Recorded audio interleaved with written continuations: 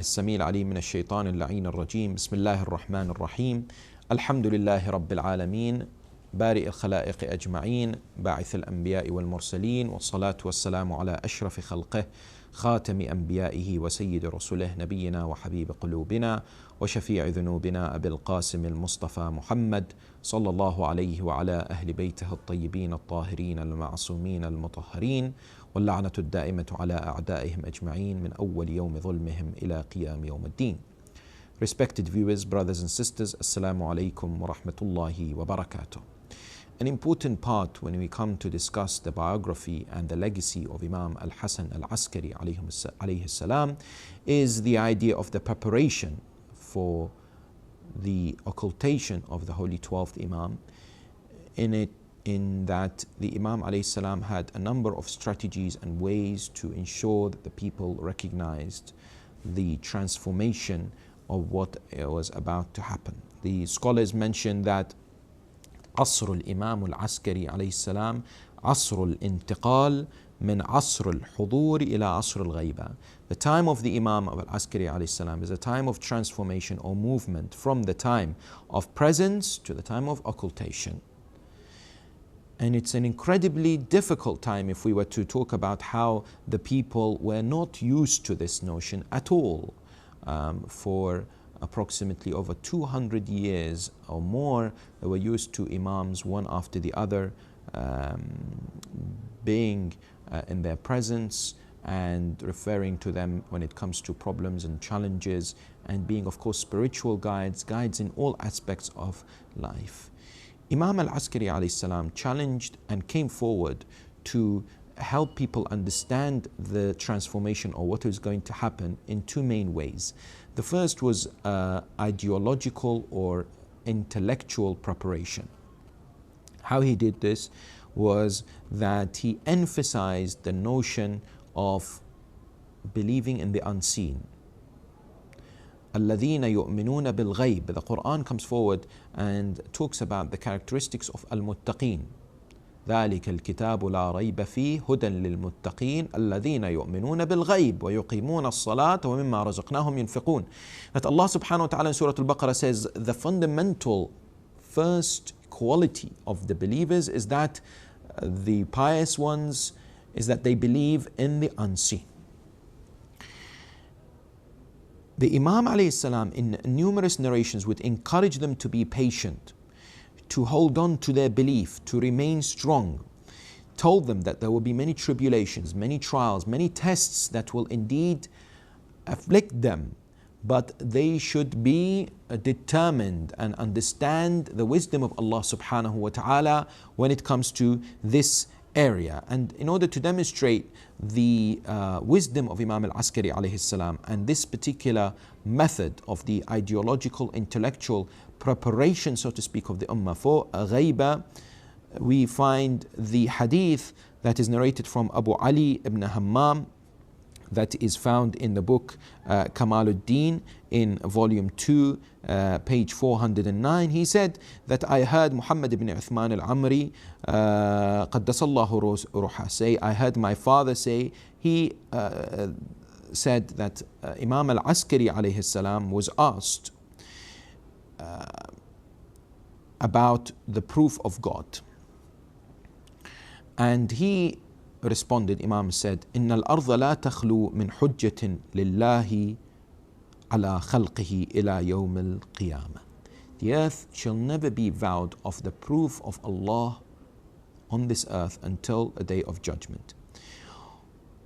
وإن من مات ولم يعرف إمام زمانه مات ميتة الجاهلية. Whomsoever dies not knowing and having cognizance and deep recognition of the Imam of their time dies the death of ignorance, jahiliyyah. فقال عليه السلام, Imam عليه السلام said, إن هذا حق كما أن النهار حق.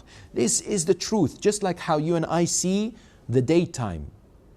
They see the sun. No one can deny that it is what? Daytime. فقيل له يا ابن رسول الله فمن الحجة والإمام بعدك يا ابن رسول الله, who is the hujjah, the imam after you? فقال ابني محمد هو الإمام والحجة بعدي, my son Muhammad is the imam and the proof of Allah subhanahu wa ta'ala after me. من مات ولم يعرفه مات ميتة الجاهلية, whomsoever dies and does not know him dies the death of ignorance. أما إن له غيبة يحار فيها الجاهلون, definitely he is going to go into occultation. The ignorant ones are going to be confused. The ignorant ones are going to be bemused. They don't know what is going on. It is a matter of surprise for them. ويهلك فيها المبطلون ويكذب فيها الوقاتون. The ones who come forward and reject this particular occultation, they will perish, they will be destroyed. And the ones who claim they know when he will reappear are liars. ثم يخرج فكأني أنظر إلى الأعلام البيض تخفق فوق رأسه بنجف الكوفة. I can see that when he reappears, I can see the white flags. It is as if they're being raised where? In Najaf or around the area of Al-Kufa. We have another hadith which is also found in the same book by Sheikh As-Saduq. The Imam alayhi salam, notice this is part of the preparation, the intellectual preparation to say to people there will be an occultation. There is an Imam and there will be an occultation, so get yourselves ready. كأني بكم وقد اختلفتم بعدي في الخلف مني. I can see that after me you will be somehow disagreeing about who is the Imam after me. أما أن المقر بالأئمة بعد رسول الله المنكر لولدي كمن أقر بجميع أنبياء الله ورسله ثم أنكر نبوة رسول الله صلى الله عليه وآله. Very strong by Imam Al-Askari alayhi salam. He says the one who comes forward and rejects the Imamah of Imam Al-Mahdi alayhi salam is the one who has agreed about the imamah, like the one who has agreed about the prophets before the prophet and has rejected the prophethood of Rasulullah sallallahu alayhi wa alihi wa sallam. وَالْمُنْكِرْ لرسول الله كمن أنكر جميع الأنبياء. The one who denies and says no, the prophet wasn't a prophet, he has denied all the other prophets. لأن طاعة آخرنا كطاعة أولنا. Because the obedience to the last one of us is the same as the obedience to the first one. Then he says أما إن لولدي غيبة يرتاب فيها الناس إلا من عصمه الله عز وجل. There will be an occultation. There will be the fact that my son will disappear from the views of people, and there will be people who will be shaken by this, except those who what? Except those whom Allah subhanahu wa ta'ala has indeed protected. And therefore we find these and many other narrations found regarding the Imam, peace and blessings be upon him, and his emphasis on the notion of occultation. The second area is with regards to establishment of the wikala, as well as the answering of the questions that were presented to Imam Al-Askari alayhi salam through the style of writing and letters. The representatives, of course, the wikala, are crucial when it comes to the link with the Imam, given that the security was incredibly tight. It helped the Shia to somehow have some kind of connection with the Imam. They took on the role of propagation, the spreading of the teachings. And therefore, what happened was you saw that Imam Al-Askari alayhi salam continued this network of wikala, representatives in many parts of the world, a kind of institution that grew as we got closer to the occultation. You find that if you compare the number of the representatives of Imam Al-Askari to the number of representatives to Imam Al-Hadi, they were more in number. As an example, we have the names that have been presented to us and have been found that highlight the extent of their presence, these representatives of the Imam alayhi salam. For instance, You find Ibrahim ibn Abda al-Naysaburi. He was from the companions of Imam Al-Askari and Al-Hadi. He was their representative in Naysabur. Ayyub ibn Nuh ibn Darraj al-Nakha'i. He was also a wakil for Imam Al-Askari and Al-Hadi. Ayyub ibn Ilbab. He was also in Naysabur. Ahmad ibn Ishaq al-Razi. Ahmad ibn Ishaq al-Qummi al-Ash'ari. He was their representative in Qum. Ja'far ibn Suhail al-Sayaqil, Hafs ibn Umru al-Amri al-Jammal, Uthman ibn Sa'id al-Amri al-Samman. Of course, he was the first of the four representatives.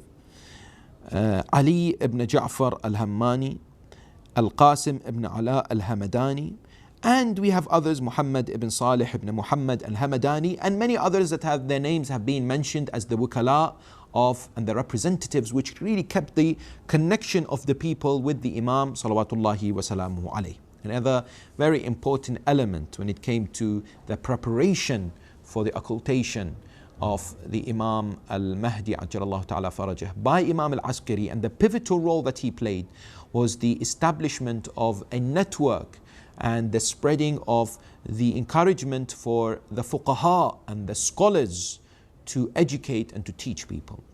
Imam al-Askari salawatullahi wa salamu alayhi establishes madrasatul fuqaha, the school of scholars and narrators. And in fact, he was not the one who established, but rather continued this efforts all along from the time of Imam al-Baqir and Imam al-Sadiq and the other Imams, peace and blessings be upon them. Imam alayhi salam approved some of the fiqh and narration books collected at his time and before, thanked the authors, and set the scene for the increase of the role of these fuqaha, these scholars. And of course, we have the famous narration in volume 2, page 263 of the book Al-Ihtijaj, as well as the tafsir attributed to Imam Al-Askari alayhi salam. The famous narration that says, فَأَمَّا مَنْ كَانَ مِنَ الْفُقَهَاء صَائِنًا لِنَفْسِهِ حَافِظًا لِدِينِهِ. When it comes to the scholars, jurists, those who have control over themselves, who protect their religion, مُخَالِفًا لِهَوَاهِ, go against their desires, مُطِيعًا لِأَمْرِ مَوْلَاهِ, they are obedient to the command of Allah subhanahu wa ta'ala, فَلِلْعَوَامِ أَنْ يُقَلِّدُوهِ, the people should follow him. And this really paved the way for the increased presence of the scholars that of course play a very important role today as the protectors of faith and the ones who keep the message of the religion of Islam as taught by the Ahlul Bayt alayhum salam alive. As an example, 213 companions and narrators of hadith of Imam Al-Askari alayhi salam are found in certain books, such as for instance Muhammad ibn al-Hasan ibn al-Safa. He died in the year 290. He had approximately 40 books. Sheikh al-Tusi mentioned him as one of the ashab of Imam Al-Askari alayhi salam. His books ranged from ahkam such as salah and Sawm, the Holy Quran, jihad, etc. They were there really for the tarbiyah, for the correct upbringing of the communities and the Muslim ummah in general. It paved the way for the role of the scholars of when it comes to the Al-Ghaybat Al-Kubra of Imam Al-Mahdi Ajjalallahu Ta'ala Farajahu Sharif, the importance of the guidance and the role that they actually played in many shapes or form in society by and large. The Imam, peace and blessings be upon him, of course had many other establishments and achievements. One of them was to challenge the so-called deviant groups, the groups that posed a danger and a threat to the correct theology and beliefs, such as Al-Waqifah, the ones who after Imam Al-Kadhim salawatullahi wa salamu alayhi would stop, the ones who stopped and did not follow Imam Al-Ridha alayhi salam. But not only that, they were accused And they were found, of course, of corruption because of materialism and taking of wealth. They did not obey the Imam of the time, Imam Ali ibn Musa Rida alayhi salam, and the Imams that came after him. And you find that the Imam alayhi salam would challenge them and would make sure that they are exposed to the people. And likewise, there was a group of people known as Al-Mufawwada. These people also were dangerous in terms of their wrong beliefs, wrong ideologies. They used to say that Allah subhanahu wa ta'ala created the Prophet and he then وَفَوَّضَ إِلَيْهِ خَلْقَ الدُّنْيا فَهُوَ الْخَلَّاقُ لِمَا فِيهَا. He gave him then the creation of this world, therefore he created this world. Or they say Amir al-Mu'mineen or the Ahl al-Bayt alayhim as-salam did this. Allah subhanahu wa ta'ala gave them the creation of this world.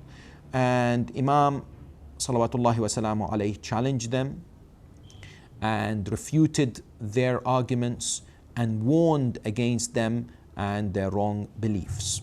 Indeed, this and much more can be mentioned about the important role played by Imam Al Hassan Askari alayhi salam. We pray to Allah subhanahu wa ta'ala to help us honor the great legacy of this Imam. There are lessons to be learned, and the Imam alayhi salam also ensured that he left vital instructions for his Shia to follow, such as the famous hadith of the signs of the believer, that they wear the ring on their right hand, that they express and mention the basmala loudly, that they perform sajda on the clay, on the turba, and they perform the 51 rak'ats a day, and of course perform the ziyarah of Arba'een of Imam Al Hussein, peace and blessings be upon him. We pray to Allah subhanahu wa ta'ala to increase the love of Ahl al-Bayt in our hearts and to make us of their followers. وآخر دعوانا أن الحمد لله رب العالمين وصلى اللهم وسلم على سيد المرسلين محمد وعلى أهل بيته الطيبين الطاهرين.